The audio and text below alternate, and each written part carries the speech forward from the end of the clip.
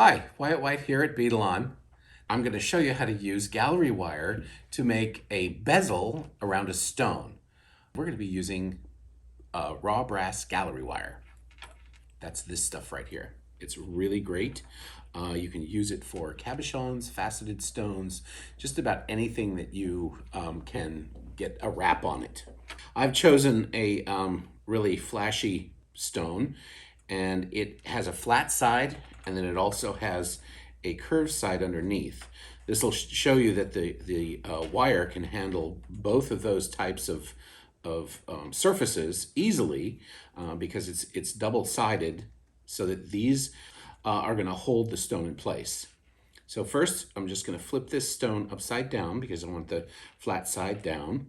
And I'm going to just roll this around to take the shape of my stone, just like so. And then grasp it with my fingers and just make sure this gets up here and this gets up here. Then I'm going to squeeze it together. I can pick it up, and I'm going to continue squeezing until I get this nice and tight against the top of the stone.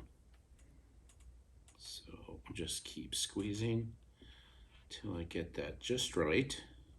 And then I want to align as closely as I can to be able to hold it together while I start bending so that they'll hold the stone right in the center. So I'll make sure that that's done. Now I'm going to take a piece of 24 gauge tarnish resistant brass. I'm going to put that through here and just bend this over so that it'll hold it in place. I don't want that to move.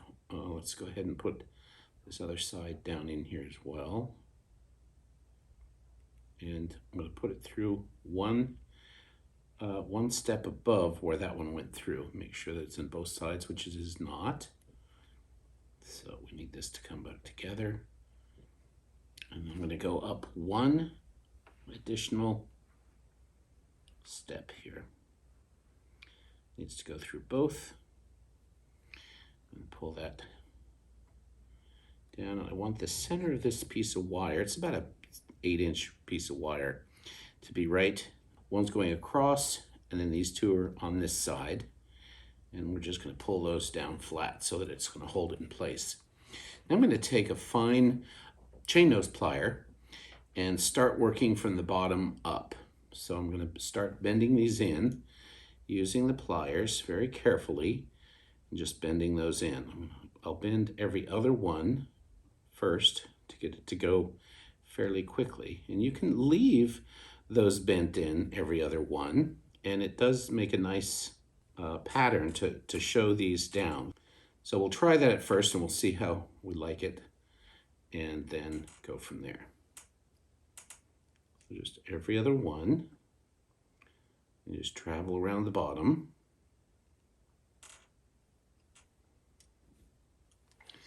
Okay, now that we've got that, we're going to slide these in the bottom.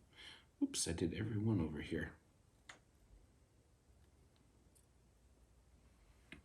Okay, so now you can kind of see what's happening here, at least for what's mostly happening. I'm going to pull these up just a little so that you can see how that's going to look. And then you just bend this down a little bit more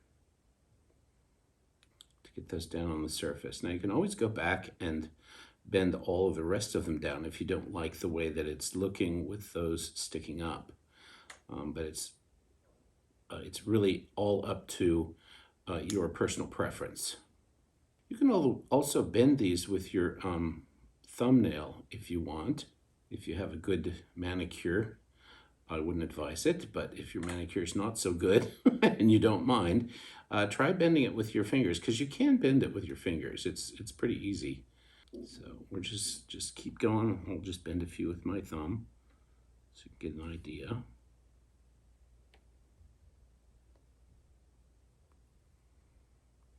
Got some that are up here too. All right, now on the underside, We can bend every other one, or you can bend all of them. Just be careful not to try to bend too many at a time. You can just sort of burnish them over with the curved part of the plier. I think I like using my thumb nail a little bit better, a little more control over it.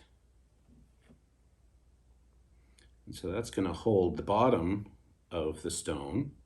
And that could very well be, you know, the front. That's the nice thing about having these stones that have a different look on the opposite side, is that you can have it one way, it's this, and then the other way would be that. And that'll start to tighten up, and you'll be able to feel that the stone is no longer moving inside of these prongs. All right, now we can come back here, get a little closer so I can see exactly what I'm doing. You don't want to do this very hard at all, because this stone is made of crystal, and I don't want to chip it. So I'm just getting those all the way down onto the surface, and just using the bottom as leverage to tighten those down. And that just continues to tighten everything up nicely from both the bottom and the top at the same time. And we've made it all the way around, top and bottom. Just want to look to see if there's any of these things that are still sticking up, which there are. You can try to get them all perfect, and you still have to come back and look and make sure that everything is down. That way you know the stone is securely set. Okay, so we've got everything set there. Now you can really kind of get an idea of how this is going to look with all of these up. And I think I'm going to leave half of them up and half of them down, just like it is here. Now there's a number of different ways that you can make the bail for this. This one, you could twist this together, and then you could use this as the bail. This is a little bit sharp to be the bail, but you could make some bends and some modifications. You could even cut some of that off. I'm not a fan of doing that, so I don't want to do that for this one. What I think I'm going to do is use a piece of 20 gauge, and this is also a brass wire. Just open it up here a little bit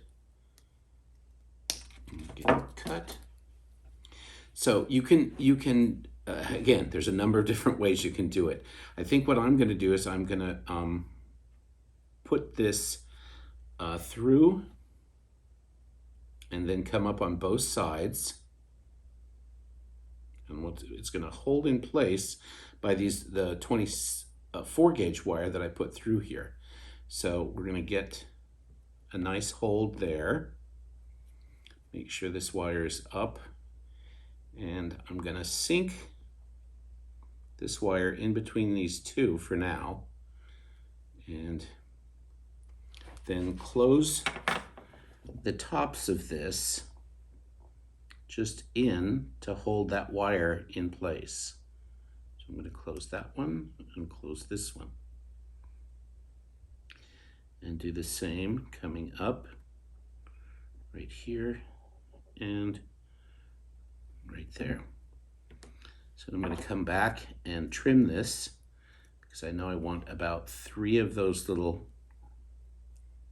prongs sticking out on either side. So I can flip this over and cut this one with 1, 2, 3, oops, 1, 2, 3 this way. And I'm using the flush cutter with the flush side facing the part I want to stay once I cut this. So that just has 3 little prongs coming up here. And as this gets a little closer, this will hold it together, and then I'll just have the 2 wires sticking out the top to be able to make bail. So I need this other one to be on the inside of there as well.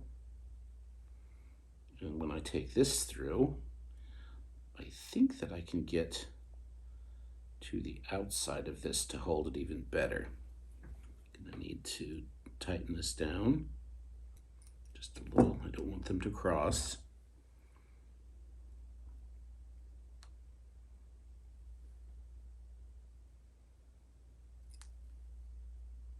I'm going to just sort of sew this into this side and through the second one.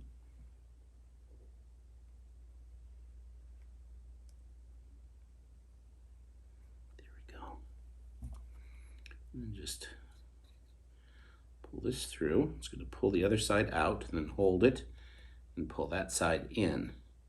And it's already starting to firm up some, but I still need to get one on the outside of each of these, that's why I went 3, so I can use the last one to get on the outside as these wires get a little closer together here. Just like so. Now, hopefully I can get this wire to the outside.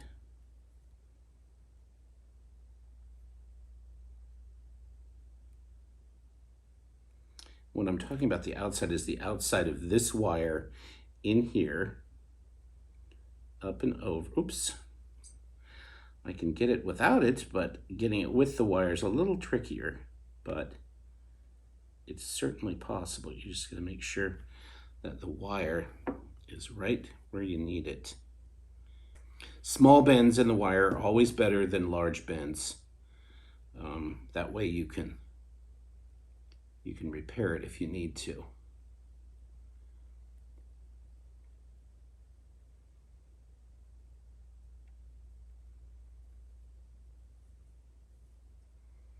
It's just not wanting it to do that. All right, so I will go on the outside there.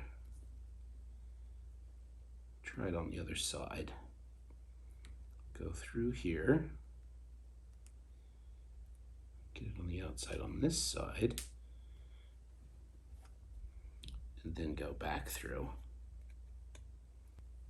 And see if we can get that through there.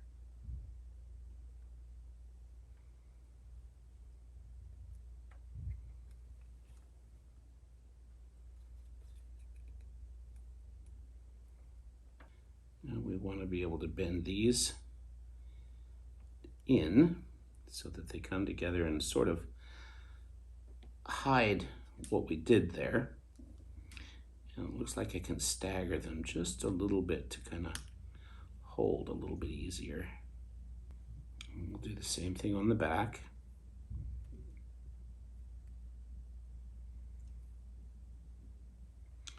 Now I'm going to bring this up underneath here so that I can have it coming out at about the same place that the other one comes out, just to give a little bit of symmetry.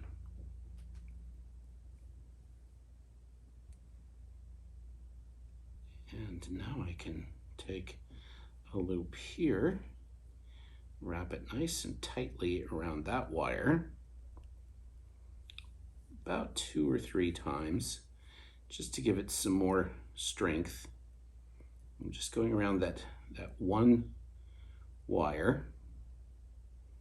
When you take that many loops around something, it really does secure the end of the wire, and you can cut it off somewhere there really close. Now I'm doing the other side, doing the same thing, just getting those wraps nice and tight on the wire. Get them in about the same place, both sides. And then we can set these side by side. Get rid of these wire wraps, and it's best to cut it right in the center so that you can hide that wire on the inside. So I'm going to take another half wrap here, so that's in the middle, and then just snip that off right down in there. Now I can move these side by side so we can make our, I like to make a double rabbit ear bail, and I just really like to bend it with my hand. So we're going to bring this one here and bring this up to about the same.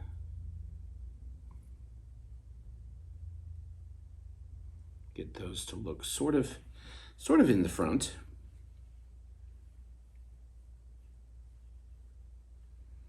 And just kind of bring these back until you kind of get the shape that you want.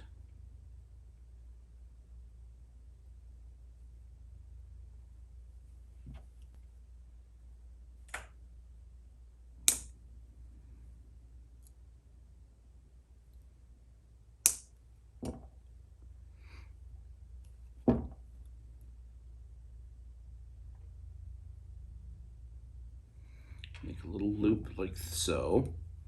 Cut part of this loop off. And then grasp the wire in the back part of the plier. And just squeeze and twist and roll that up. So this piece will be able to be put on or off without having to string it on or off. So I'm going to do the exact same thing over here. Come in, cut that about half of it off, and then start squeezing and twisting. Get those up to about the same size. They don't have to be exact, but as close as you can get them. So just grab another piece of the 24 gauge. You could use a thinner piece as well. It's a little bit harder to wrap this, so I'm just going to go like 2 wraps, just like that, and then snip this and snip that, and then burnish those ends down by rolling the plier over it until it flattens down to the surface. Just make sure and feel that it doesn't have any sharp edges. And put this one down. And burnish that one.